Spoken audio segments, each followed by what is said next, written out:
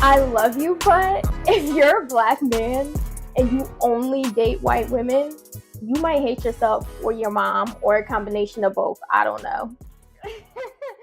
Yeah. Before we get into it, let me introduce this week's very special guest, Jordyn. She's the lead marketing director for Chicago's biggest art show, a blog writer, my best friend, and most important for today's conversation, a biracial baddie with a just as beautiful mom with blonde hair and blue eyes.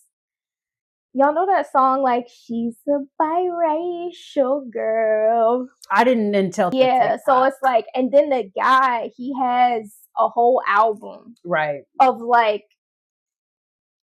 exotic, it says big girl version 1, big girls 2, like whatever. But today we're focusing on the biracial. Right. But the whole album, if you're interested in Sir Man, I forgot his name, is called Women of Color. Women of Color. But anyway, we got our biracial girl here today.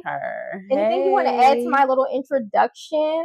I think I did a really good You job. did do an excellent I don't really have anything to add right now, but I have a lot to add as we keep going. So let's get into it. Period. Okay, so I feel like people glamorize what it's like to, like, the whole like idea of being biracial or having biracial kids as like this cute, exotic experience. Do you think it's worth the hype? Do I think it's worth the hype? I mean, from my personal experience, like, I don't think that I have gone through life like feeling like that was my experience of like being hyped up, or like I felt like my mom had me to be an aesthetic or be like, you know, part of a trend or like stuff like that, which, you know, I do say the Kardashians maybe, you know, had a little bit of that motivation behind having their children. But I mean, yeah, I don't know. I don't think that it's just, I don't know how to answer that question. So do you think like, so overall, like, you just categorize yourself as black? Like, if I was to be like, oh, Jordyn, I'm doing a project on like the backgrounds of all my friends, you would be like, oh, I'm black? I do identify as a black woman, but I am not naive to the fact that I am technically biracial. But that's just not how like I present or carry myself. It's not something that I lead with when I meet people, or like make it a point to make as part of my identity, if that makes sense. Like, this is my mom, this is my dad, but me, myself, when we're talking about Jordyn Page Messinger, I go through life as a black woman. Now, I have been watching This Is Us. I know you like that show. I still haven't finished it. I'm always, anybody who knows like any type of show that like was actually on TV and popular, I'm always late. Now, if it's like a Netflix series or something like Adolescence and stuff, like I seen that, I watched that. But like on TV shows, I'm always late. But there was this scene that I recently watched where he was like hesitated to introduce his dad, like he's black, but he hesitated to introduce his dad who's white. Did you ever feel like that with like your mom and being like, oh, I'm kind of... Not because she was white, but because just how my mom looks in general and the attention that I saw her get growing up. She is, you know, she looks a lot younger than she is. She presents herself very young. And growing up, I always saw her getting a lot of attention. And, you know, throughout the years, I think I did start to associate, oh, maybe she's getting this attention because she's a pretty white woman, especially growing up in Minnesota. Like, I saw a lot of Black men of all walks of life giving her attention, pining after her, you know, wanting to speak to her. And so So it was never the fact of like, I'm ashamed or embarrassed or just don't want people to know that my mom is white. It was more so the fact of like, I know the attention that comes with her being my mom. And sometimes that for me caused me to feel a way about myself, if that makes sense. Yeah. And feel a way because you weren't like blonde hair and blue eyed. Yes. Yeah. So I just, when I would see her getting the attention and, people speaking on her looks and referencing how beautiful she is and things like that, it's like, well, we look nothing alike. So am I beautiful? Mm-hmm. Yeah. Yeah. So it's like you weren't ashamed the fact that you have a parent that is white, which kind of like was what they were alluding to in the show. It's more so like, I don't like the fact that just because she actually is white and I'm not, she's going to get a certain level of attention. Right. And like, it's nothing that like I could do about that because that's how society is structured. How do you think that that impacted like your relationship with your mom? And like, even just thinking about it, I'm sure it was probably hard for her because there's also nothing that she can do about it either. Right. And like you said, I don't perceive your mom to be one of the people who was fetishizing and was like, oh, I want a biracial child. Like that's never been the impression that I've gotten of your mom. So it probably made it even harder because she actually does care. Right. Yeah. It definitely caused some strain at one point because I definitely think I had some misplaced feelings of projection or anger or maybe even like a little bit of confusion just of like why that was our experience and feeling like, I know it caused some strain at one point. We have worked through it. We actually, went to therapy together, and that was one of the things that we talked about and that we focused on, because going through therapy on my own, I realized that it was kind of a cause of some of the anger I had towards her. But because I'm able to justify it of like, it's not her fault and there's nothing she can do about it, it just was coming out in such a weird, unhealthy way. But yeah, at some point it was a thing. I remember we got in a big fight about it once and I moved out for a little bit, and it was a big thing at one point, but she's really receptive to the things that I have to say, and she's really receptive to my experience, and that makes a huge difference in how we're able to communicate and move forward. I think like anybody listening who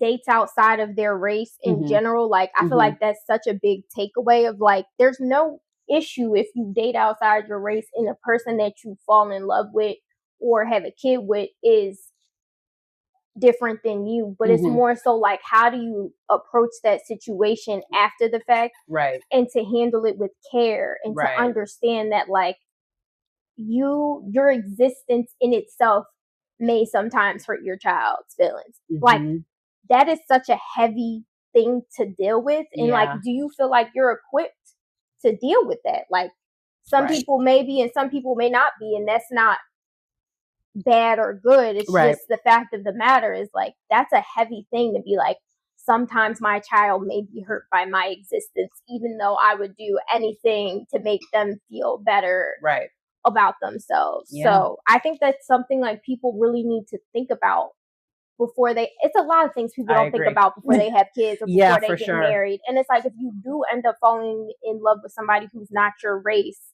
how important is it that you have kids? And if it's important, just preparing yourselves for those conversations. Just as if like, you know how we do the genetics test to see like, what's the likelihood of the kid, certain health things problems, like between me and my partner, like genetic stuff. It's the same thing. Like, how can you prepare for a scenario like that? So yeah, that's like my take on it. So I know that you grew up with your mom, your dad, like you had a relationship with your dad's side of the family, Right. but you wasn't really in constant contact with your dad. Right. How do you feel like growing up would have been different had like either your parents been together or your dad been more present in your upbringing? Oh, it's hard to say, but I would say, I mean, it probably would have impacted me in other areas more than like my identity. I think it definitely would have, you know, kind of changed the way that I dealt with relationships, and maybe changed my experience because my dad wasn't there, and I also didn't really have the proximity to his family that I would have liked because they were all located on the east side, or the East Coast, in Jersey, and I was in Minnesota. I just didn't also like have that proximity to a constant Black family. So I had to be more intentional about putting myself in Black spaces. My mom had to be intentional about sending me out there to visit them and putting me in Black spaces. And so I think if he were around, kind of having that constant and that proximity would have maybe helped me develop my sense of identity maybe a little earlier than I did. Yeah. That's as far into that thought as I got. Yeah. And I feel like for some people, but it just goes down to like your mom being intentional with how she raised you. Because for some people, it's like not having the Black parent around makes such a big difference in how they grow up and like their perception of even who they are as a person. Right. And like how they identify. Do you feel like, because like you said, like you almost felt like you didn't get privileges because you were seeing what privileges your mom got. So you didn't feel like, oh, because I'm biracial, you had like privileges that somebody else might not? I think that privileges that I may have experienced are not solely tied to being biracial. I think they're because I'm pretty. And I think that is not exclusive to being biracial. Okay. I want to talk about that because people think, oh, I have this I'm a have me a biracial child. My child gonna be so cute. I've literally heard people say it out their mouth. Heard it too. Yeah. No, and I'm not going to say no names in nothing. But I know people in real life who are biracial. They're not cute. And I don't think that they experience any type of privilege. I think if we're going to talk about privilege, it's pretty privilege. And then, I mean, we can talk about colorism. Yeah, colorism. But it's like not all biracial people are even light skinned. On Love is Blind, did you see this past season? I didn't. Okay, so in this past season, it's a Black dude. He's light skinned, but he has a brother. They got the same parents. His brother is dark skinned. You never know, honestly. The mom is white and the dad is Black. Him and his sister is light skinned. The brother, not caramel, I'm talking about like he's brown. He's a brown man. So you don't know, like I would never look at the brother out if it was just him in person and be like, he's biracial. Right. And I've gotten that too. So when we talk about, you know, my experience, like I can't tell you the amount of times that I would be out with my mom when I was younger and be asked if I was adopted. Because people, I think that, you know, people don't always initially look at me and think that I am biracial. I think that because I don't have some of the physical attributes that society has just kind of started to associate with being biracial, you know, light eyes, long curly hair, like, and like super light skin. Like in the summer, your girl is brown. Like I tan really easily. So I think that is a part of it too, of just like my experience and like of how you never know. Like you don't know how your child could come out looking very white. They could come out looking very Black. They could come out looking in the middle. Like you said, you don't know what is going to happen when you have that baby. So if you having the child for a fetish, don't. Not gonna come out right. Like when you think about Kim's kids are cute because Kim and Kanye are attractive people. Right. They are attractive. And Kim, I know she's had work done and all that, but Kim was gorgeous at 14. Okay, like she was gorgeous at 14. You can't tell me nothing. So it's like, I didn't even mean to do that little Kanye can't tell me nothing, Kim, ha ha ha. But I did it.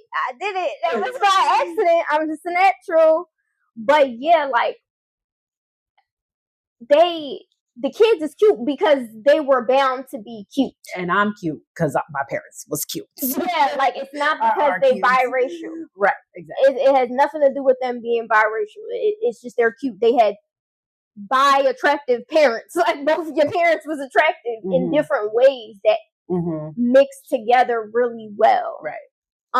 So yeah, I agree with that. Now, so basically, I feel like we both kind of agree. Colorism is really the bigger conversation. Yeah. And the biracial thing is like how people perceive biracialness versus what actually is. Because a lot of people are biracial who aren't getting the biracial privileges. Right. Like you only get biracial privileges if you outwardly look biracial. Right.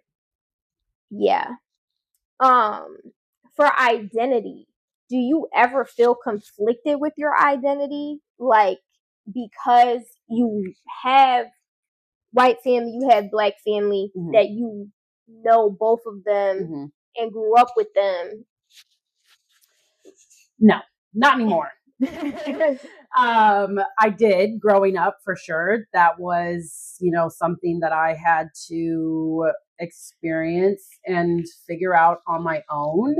I think that, I fortunately was placed in spaces and had experiences that I felt I was able to do so safely and freely, identify, myself for myself and not let other people do it for me. Because in my primary formative years, I went to a private school where there was 12 Black kids on the whole campus. And then all of a sudden I moved to a completely different neighborhood and going to public school that was very diverse.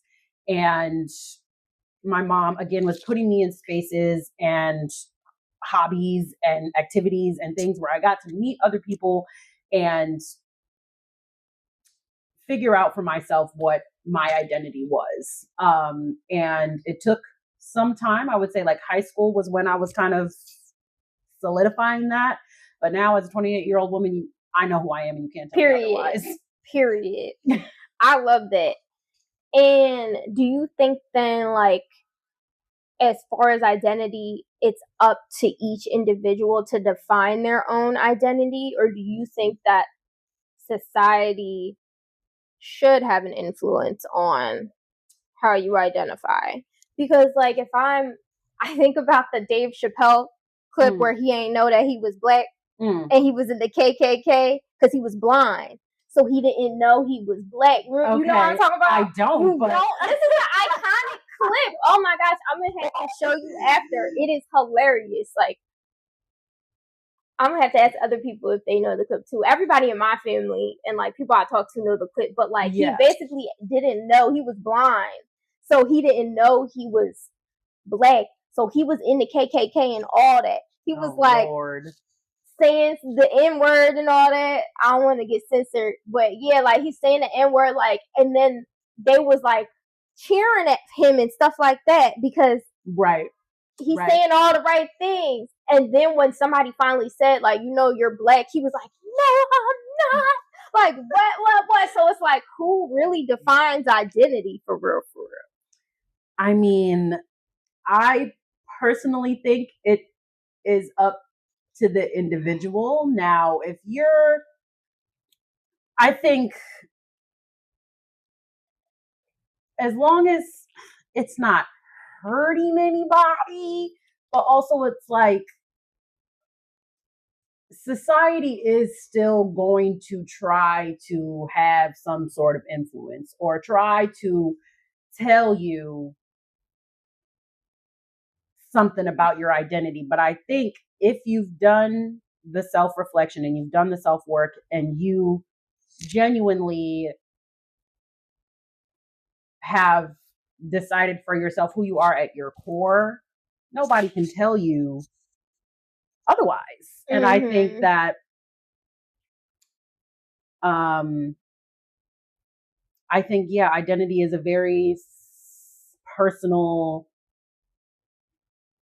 reflection of who you are and how you want to carry yourself in this world. And I think that if you let other people or society try to influence you, you can get very lost.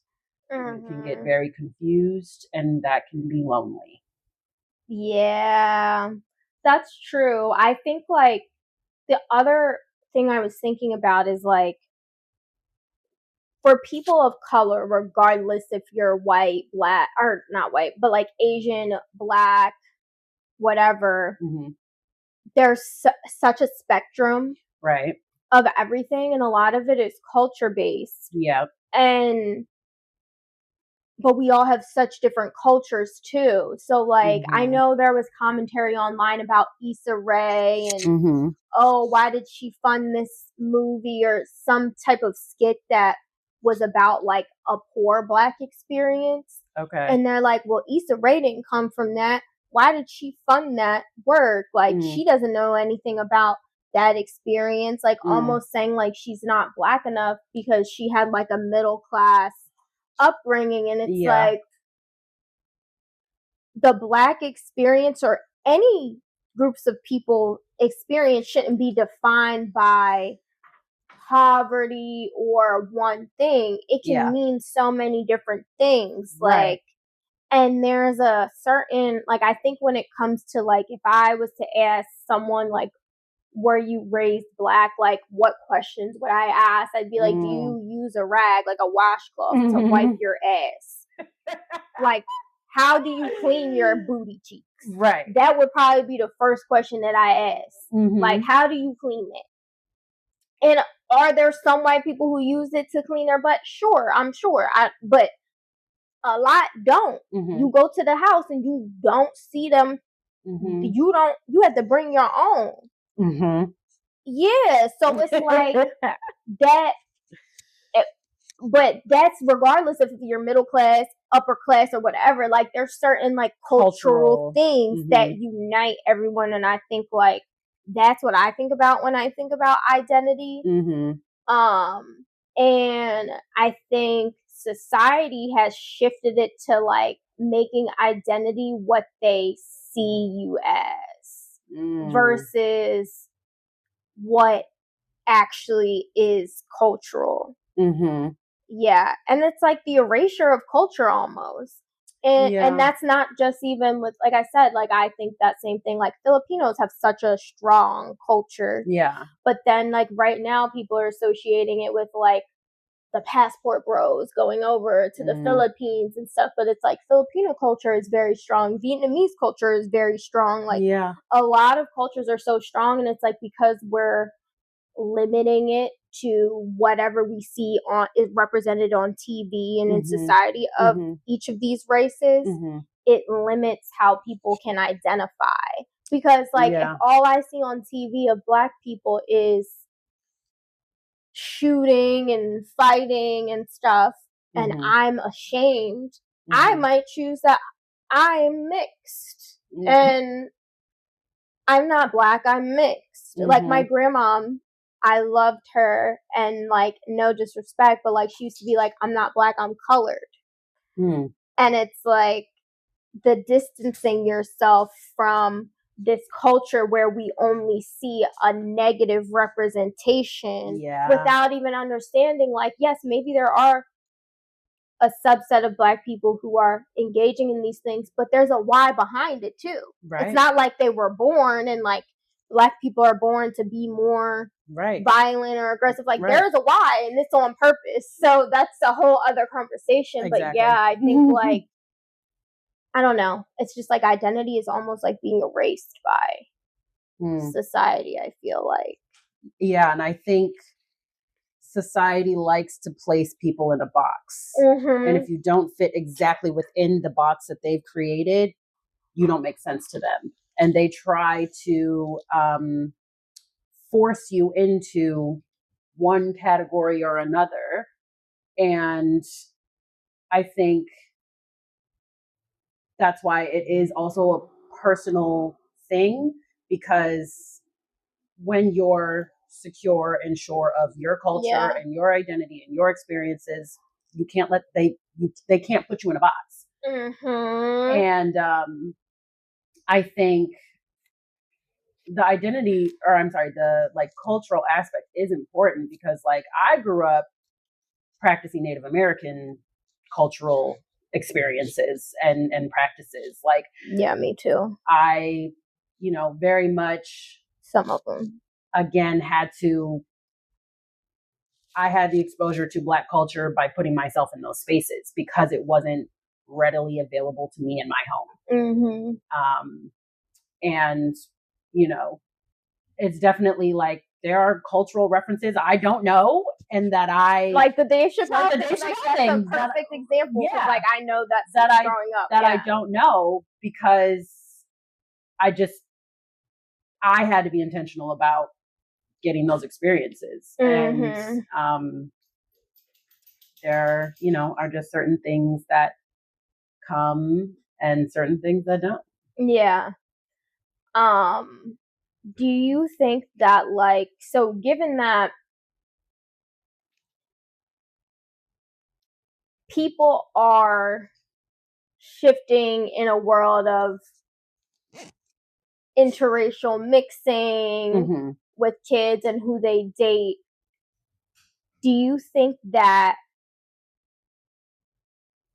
a Black man, like we said in the beginning of the episode, like only dating white women, do you think that that's right? Like, what's your stance on those types of relationships? Because it's how you were made. It's why you're sitting here right now. Right. I think it's important to emphasize they only date Black or white women. And I think it's also important to know their why. What is the why and the root to why that's your preference? Because in my mind, I initially think one of three things. They have issues with their mom. They have internalized self-image issues or self-hate, or they have bought into what society says, like white is right, or white is associated with power, success, money, that it's just better than. And I think some Black men that date only white women are using that proximity to make themselves feel better about themselves. Yeah. And like elevate themselves in what they think people will perceive of them by dating white or Asian or whatever the case, like non-Black or like a specific kind of Black woman. That's just deemed more acceptable. Yeah. Yeah. I think the why, to your point, is so important too, because there are a set of Black men that, like, maybe they're in quotes nerdy and like certain types of things where it's like it may be harder to find a Black woman who has overlapping interests. It wouldn't be impossible, but harder. I'm not mad at that, like, because okay, like, is it so important that the woman has to be Black that you're gonna go your whole life just searching for that Black woman who would have that in common? Right. No. Now, if you came across it, if you would be equally open to all races, then I don't have a problem with the fact of, like, there was just more white or Asian women available that had like overlapping interests as you. And I also think it's important to assess, like, does this person still have a positive and strong identity with being a Black man? Like, is he is he proud? Does he identify with like the parts of Black culture that his parents identified with or like taught him that were positive? Like, if that person has all of those things, then I'm like, I don't really have a problem with that. But a lot of the times, like, I worked with teenage girls for a nonprofit, and one of the things that they told me, like, some of the ones that were darker skinned, was that, like, they would get made fun of for being dark skinned. And this is, we're in 2025, right? Like, so I didn't realize this stuff was still going on in high schools, because it just seems ridiculous that it is. But like, they would get made fun of for being dark skinned, and then the guy himself would be dark skinned and his mama would be dark skinned. Yeah. But they would call her ugly because she's not light. In 2025. Yeah, it's just to the point where, like, there's girls going to get skin lightening cream because they're getting made fun of. Like, they said that they were looking for skin lightening cream at some points before they went into the nonprofits program to get their confidence up as a woman of color. But like, that's so crazy to me. You don't like your mom, to the point that we was making earlier. Right. You don't like your mom. Right. Because your mom is dark skinned, and you're telling this woman that she's ugly simply for the fact that she's dark skinned. Right. And granted, like, not to be a mean person, but some people don't look good regardless of what color they are. But she actually was a cute little girl. Yeah. Like, I would never be like, he's just saying this because you dark, but you also just don't look right. No, it wasn't. That's not the case. None of the women, the little girls who have shared these things with me, were in that category. There were little girls where I'd be like, you're a cute little girl. Yeah. There's nothing wrong with you. And not even, like, I'm an uplifting person, but I'm not unrealistic. Right. I'm not going to lie to you to make you feel good, because that's not helping you. I might not say it, but especially to a little girl, but I wouldn't lie. Because at the end of the day, society's going to treat you the way they treat you. So if I'm lying and saying that you're a cute little girl and you're not, like, that's not helping you, in my opinion. Because that's trust issues too. You're going to see what society normally thinks is pretty, and you're going to look at yourself and you're going to know I was fucking lying to you. Like, you're going to know. You're going to know. So, like, then that's trust issues, because then, like, you don't want somebody lying to you, like, and being like, oh yeah, whatever. You're not you're cute. You're a cute little girl, and then you keep seeing stuff of what cute is, and you looking, and you're like, I do not match that. Like, then you're gonna be like, I'm not going to India for advice. She's a liar. Because she's gonna just tell me I look cute regardless. Or like, if you had a bad outfit on and I didn't say what I thought, why you would never ask me for outfit advice again? Right. Why would you do that? Right. Because I'm gonna lie. So I don't know. It's self-hate to me. There was this influencer. He cooks, and he was like a lawyer at the same time. And at first, like, his little videos would be like, oh, I don't just make the typical black dishes, like, I make Asian dishes and stuff like that. Like, I'm not just making macaroni and cheese and da. Okay. And then I think he started to notice that, like, the black shit was popular. It was during the time of oxtail. Okay. The oxtail craze. So then he found himself making an oxtail, whatever, playing into it. And somebody brought up these old tweets of his black ass talking about black women, literally putting up pictures like, oh, she's not cute, she's ugly, then putting a white woman or like a skinnier woman or something. That's my problem right like, there. It's when you can't have your preference or hype up your preference without bringing me down in the process. Yeah, like, because you could be like, oh, I think this white woman is attractive. Okay, great. Yeah, good for you. Whoever. But why does it have to be in comparison to a black woman? And that's what he was doing in these old tweets. And his now wife, it was fiance at the time, is chubby Aquafina, basically. That's it. Yeah. So if you looked at her, you'd be like, oh yeah, that's chubby Aquafina. Okay. Yeah. So that's who he go with. And he says, obviously, like, oh, I've changed. I was in a bad spot. I was an alcoholic. But it's like, what made you even if you really was an alcoholic, what made you hate Black women so much right. in that point of rage, Right. unless you hate yourself and you hate your mom. Right. Because otherwise, what do I have to do with any of it? Yeah, you could not want to date Black women. Like you said, your preference is your preference.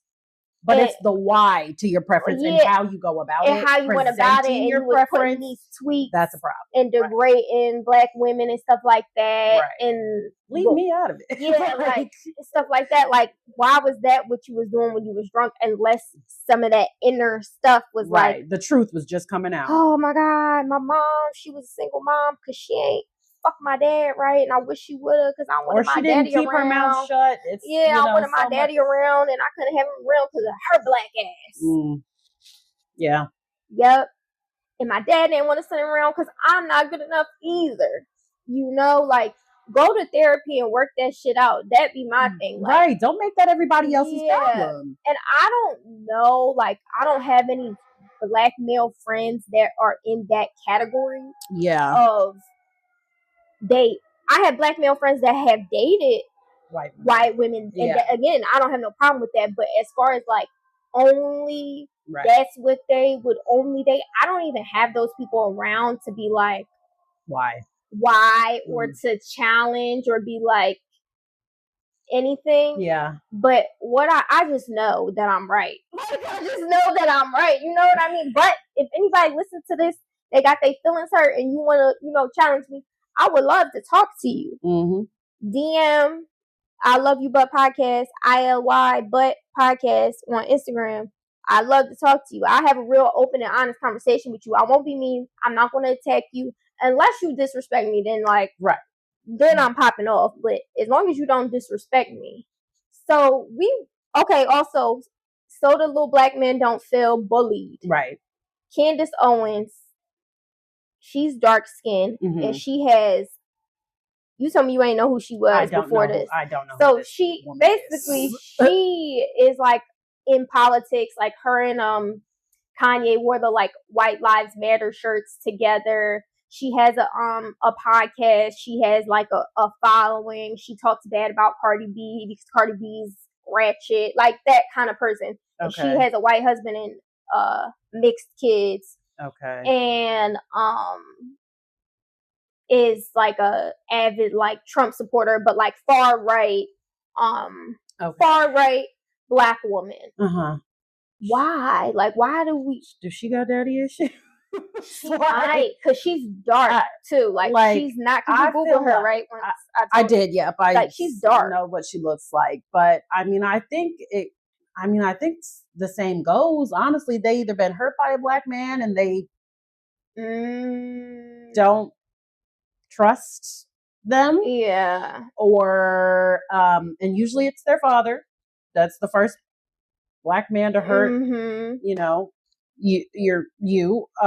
or the proximity thing again of like, well, I think white is superior, so I'm gonna insert myself in those spaces and say these things that I think they're gonna agree with so that they can deem me as acceptable.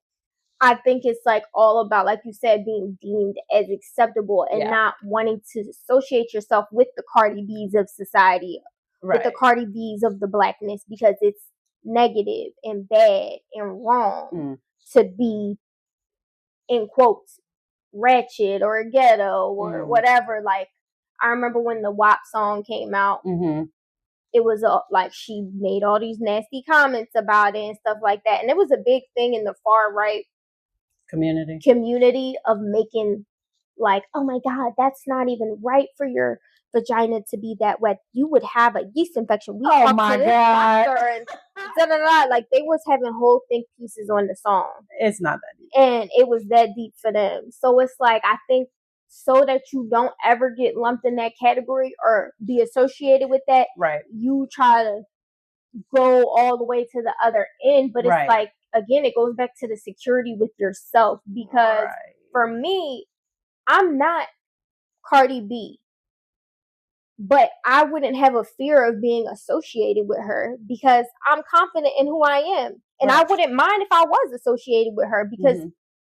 But that, again, she does not define me. We are two different me and people her, two different with people, two different experiences and two different and lives. I love her experience, and I'm like a very big Cardi B fan, as people will come to know.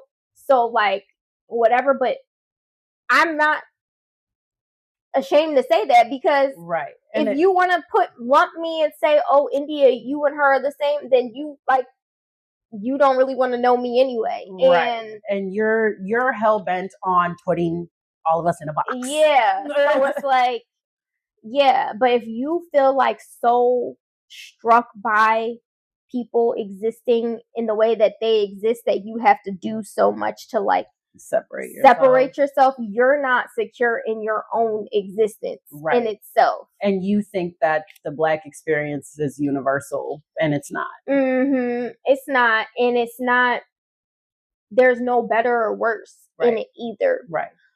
Now I feel like we didn't just pick on the men. I threw a little Candace Owens in there. Right. I picked on her a little bit. Zendaya. I throw her in there because she still go with Tom Holland. They're engaged. They're engaged. Yeah, I thought I heard that. But I feel like that was just bound to happen because just who she's normally around, and like access is another factor of it for sure. Yeah, like access, and like that's the person who like she did the Spider-Man movie with and all that. Like I don't think Zendaya has like a self-hate problem. Yeah. Even if she, regardless of the Tom Holland thing, other things about her, it's just like people fetishize her for being light-skinned and being racially ambiguous and all that. So people do that to her, and thin. She's so thin. I don't mean that in a derogatory way, because some people do, but like she's just the perfect Black. And that's what I fear like everyone's trying to strive towards, is like being the perfect Black, like a Candace Owens. Like, oh, I can't do it the way Zendaya does it because I'm not light skinned. I don't fit that mold. Yeah. But I could do it by being conservative. But I'm gonna do it by any means possible. Right. O.J. Simpson did it by being really good at football. That's how he did it. And then he gonna kill the white bitch anyway. God rest her soul. And whatever the guy's name was that did it with her. But it God knows who I'm talking about. So God bless him too. And I hope he's resting very peacefully. But yeah, like everybody has a different way that they try to do it. But it all comes back to like, you want to be the good kind of Black. Yeah. Which means, like I said, like you don't really even, you're not secure in your own identity if you feel like there's a good kind of or like bad kind of Black. Right. We talked about Kanye a lot. Do you think that Kanye is one of the people who hates himself because he has traditionally in recent times, ever since his mama died, he's been with white women. But before his mama died, he had Amber Rose, and it was that other Black girl that he was with. I forget that first one before Amber Rose. And she was like not light skinned like Amber. She wasn't dark, but she wasn't light skinned. And then like after that, he just progressively got lighter until his mama died. Then he went with the white people. Right. So it's like I don't know if I have a strong read on Kanye either. I think there's definitely a lot of intersections when it comes to him and his experience. I think that he is really broken, and I think that he's mentally ill. And I think that another thing could be that Black women or white women just let him get away with more. I think that he knows a Black woman is going to make him hold himself accountable. Because he remember his mom. He know his mom. They're going to hold him accountable and want him to make better, smarter decisions and maybe even get help. And he just doesn't want to. He doesn't want to do it. And I think the other thing about Kanye too is like, I think he's fucking mad at his mom for dying. I think he's mad. It's possible. I think you're mad because like that, his mama was his whole world, and you died getting liposuction. Like, I did not know what you didn't know. I didn't know that, girl. Yes. Oh, she died. But then you get with the BBL. Huh. That's what I'm saying. I think he mad at his mama for dying. That's a really good point. I had never considered. And I don't know if he's ever said that. I don't know if he's ever said it or alluded to it, but that's what I think. He's mad because that you left me, and like I'm your whole world and you my whole world, and you left getting a liposuction. Yeah, that would cause a lot of anger. Yeah, I don't even think he thinks about it like that though. Right. If you asked him, I don't think he would say he's mad at his mom for dying. No. But I really think like deep rooted he is. Which is why maybe he should seek some therapy. Yeah. Yeah. I'm a Kanye fan, but also I don't agree with everything. Yeah. But yeah. It's at some point you can't just continue to say and do things and think there aren't going to be any consequences. Especially with like who you are and like how much influence you have. Exactly. And I don't think his intention is always to like spew hate, but like sometimes what you do, you're doing it because you're saying, fuck, I don't care about phrasing things a perfect way, but I'm gonna phrase it that way anyway. But that's like a whole other conversation. Right. Okay, so basically our biracial girl says that if you want to date outside your race, you can, but you better be doing some research. You better know you might have an uphill battle with your child. You don't have to put in a lot of work, but you could do it. And you better make sure that you're not doing it because you hate yourself. Because if you do, you need to go get help. You need to go get therapy. Yeah. You need to like, when you decide like, oh, I really like this person outside my race, you need to probably go to therapy just to make sure you for real. Yeah. And figure out your why and figure out how that is going to affect things down the line and how you're going to go about that and how it's going to be presented and how it's going to be cared for. Because it's not just a simple, although they may want it to be, it's not just as simple as, oh, I like him, he likes me, let's get married and do this thing. Like, there's a lot more things to consider. And I think that being intentional about how you carry that in the world and how you present and still identify for yourself is important as well. Don't get lost in the sauce. Period. As said by a biracial queen. Next episode, you can expect to hear like stuff about TikTok psychologists, a Hooters server, a bunch of other stuff. We got some stuff coming, so stay tuned. Like, subscribe, follow. You can find us on Instagram and TikTok at ILY But Podcast.